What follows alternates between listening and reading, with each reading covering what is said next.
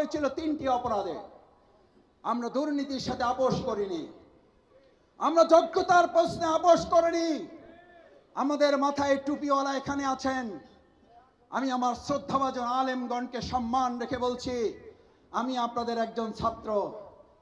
আমাদের এখনো টুপি দাড়ি দেখে মনে করা হয় এই সমস্ত শফিকুল ইসলাম মাসুদরা মসজিদ, মক্তব, জানাজা, মিলাদ শরীফ ছাড়া আর কোনো কাজ করতে তারা পারে না। জামাত ইসলামী প্রমাণ করেছে, আল্লাহর অশেষ মেহেরবানি, আমরা একই সাথে আজান হলে মসজিদে ইমামতি করতে পারি, একই সাথে খুনি হাসিনার বিরুদ্ধে 15.5 বছর জীবন বাজি রেখে লড়াই করতে পারি, পালাতে জানি না। আমরা 15.5 বছর রাজপথে থেকেছি, তুমি 15.5 সেকেন্ড থাকতে পারলা না।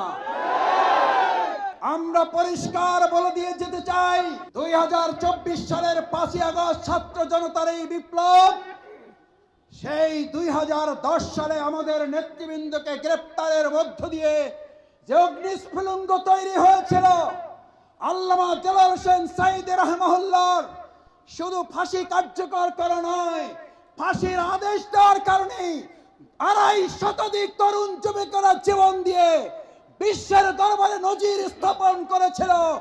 বাংলাদেশে ইসলাম এবং দেশপ্রেমিককে অবহেলা করে এই বাংলাদেশকে পরিচালনা করা যাবে না।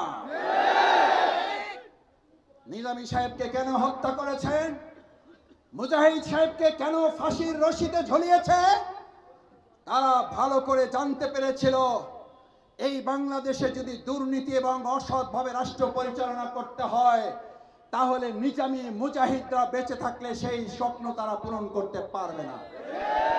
তারা তাদের সেই স্বপ্ন পূরণ করার জন্য যারা 2 টাকার দুর্নীতি করে নাই বলে চ্যালেঞ্জ করেছিল।